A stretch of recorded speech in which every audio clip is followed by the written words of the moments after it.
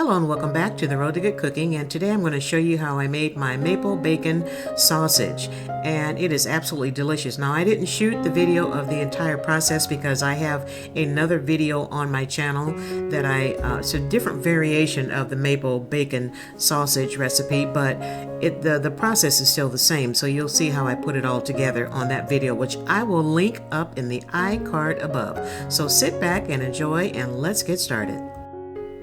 For this recipe, I used 1.5 pounds of ground pork and 2 pounds of the ground brisket, and it made for a delicious tasting maple bacon sausage. And I baked it low and slow in an oven of 200 degrees. And I was digging around for some other stuff, and I found my insulated gloves that I've been looking for weeks on end. And I put them in a bag, and I just used those gloves just for making sausage. My maple bacon sausage is topped with crushed cracked black pepper, and it really does make it very, very, very tasty. And what I'm going to end up doing here is cutting it in half, because as big as it is, it will not fit on my meat slicing tray. So I'm just going to cut it in half so it'll fit on the tray. And it is juicy and is so good. You ought to smell my kitchen. It smells like, you know how your kitchen smells at Christmas time when you're making maple something with maple in it. It just smells so good. All right, now I'm going to have to cut a little bit more off the end because it still won't fit on my slicing tray. Now this should fit on my tray just perfectly. And from this picture you can kind of see where how big the slicing tray is. And it's not that big at all. Now let's slice up some meat. And this is the point where I figure out how wide how thick I want my bacon slices.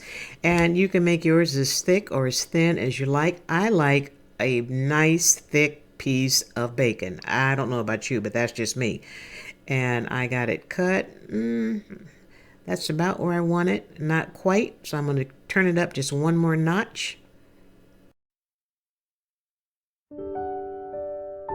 And that's about the thickness that I like my bacon.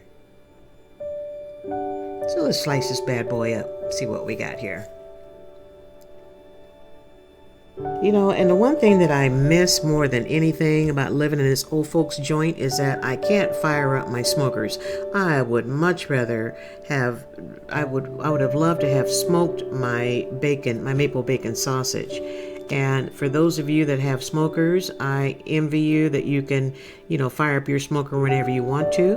But like I said in one of my last videos, I can't wait for God to find me my forever home. And I hope that it'll have a patio. Well, I know it will have a patio on it. And at that point, I will be firing up all of my smokers. And I have to put the guard on here so I won't slice my fingers off. But this really is a fabulous recipe. The spices that I use for this recipe is a little bit different than what I used in the first one. And I will put my recipe on the screen here in just a second, and just pause it right here, write it down if you wish, or come back to it later. But what I did was I put it in a 200-degree oven, and I let it cook low and slow for 1 hour. And then I went to check it to see if it was done, because I was going to crank the oven up to 250 to continue the cooking. But then I noticed that it was pretty much cooked, as you can see here from what I just showed you. And I know it's not completely cooked, but it's, I would say, 85% cooked. So I'll be doing this just like I do the rest of my sausage, putting it in a pan with a little bit of olive oil just to cook it to make sure it gets up to the right internal temperature, and then it should be good to go.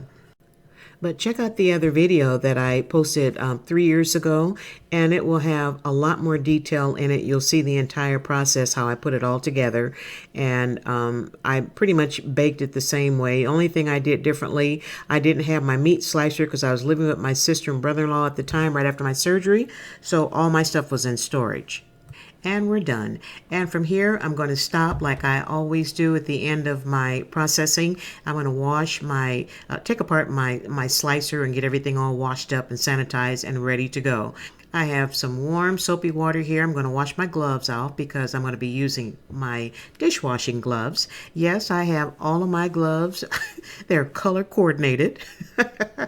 Here are the pink ones. And this is what I use to wash my dishes with. So I have pink to wash my dishes, I have orange for my sausage making project, and I have some green ones for my garden and some bright yellow ones for the bathroom.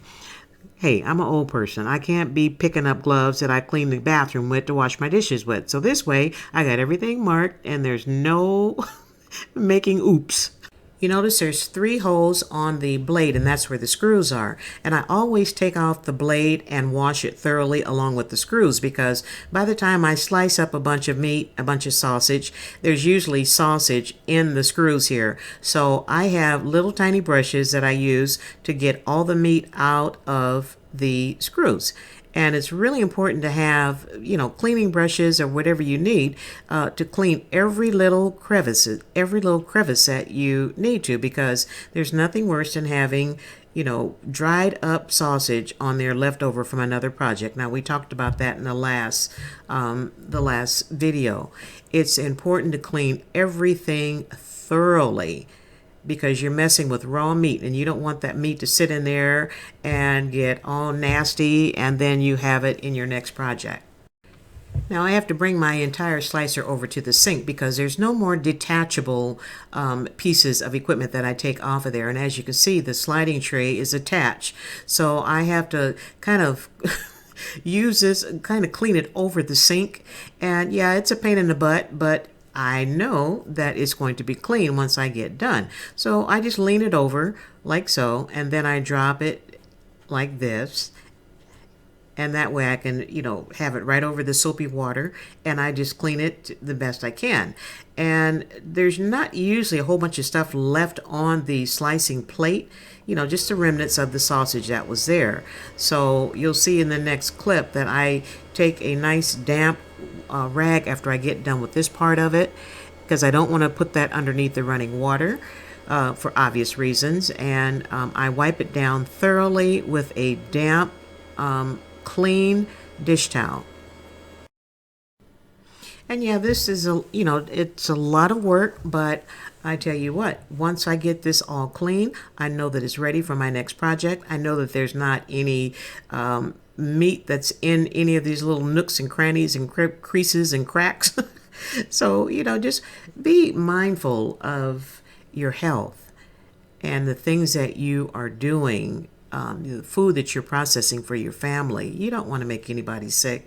And yeah, you guys are going to get tired of hearing me talk about that, but it's really important to keep everything like squeaky clean. And I don't know how many times I can say that, and I will keep reiterating that, because a lot of most of you guys are pros, I know, but then you have a lot of novice sausage makers out there, and they need to learn how to do things the right way. All right, now back to the sausage. Let's get this wrapped up and get everything stored away. Now I'm using plastic wrap. I have 3 pieces of bacon per package because I slice my bacon rather thick, so I think 3 pieces will be just fine. And I was a little ticked off with myself because I got about halfway through, about 3/4 of the way through, and I ran out of plastic wrap. And that's so aggravating. How in the heck did I run out of plastic wrap? 2,000 square feet of plastic wrap, and I used it all up. Well, no big deal, because I had this box for like maybe 2.5, almost 3 years. So I have a huge box of aluminum foil, and that's what I'm going to finish wrapping up my sausage with, is aluminum foil. So no big deal, because all these little packages are going into vacuum seal bags. Now the ones that I have wrapped in aluminum foil, I'm going to put those in a Ziploc bag, keep those in the freezer in the kitchen. That way I can always get to them when I want to make me some bacon sausage for breakfast. So no big deal. Always have a backup plan. And here are the pieces that I trimmed off around the edges when I was trying to square up my sausage. And I'll keep these pieces in the refrigerator, and I will use this to make my omelets or my sandwiches or whatever I want, or just a snack on it. So those pieces are going in the fridge. And here are all of my sausage, my bacon sausage already wrapped up. I ended up with 42 pieces of three strips per package. So that's 42 pieces of sausage. Now the last time I made this recipe, I ended up with 66 pieces of sausage because I cut them just a little bit thinner. But you know what, 42 pieces, that's a lot of meals for me. So I'm good to go on that one. And here's Mr. Lim all washed up. You see I have my gloves here, and I keep my gloves with the rest of my sausage making equipment so I can always find them now. So everything is good to go. I do the same with my meat slicer. I leave it out overnight so it can completely dry before I put it up.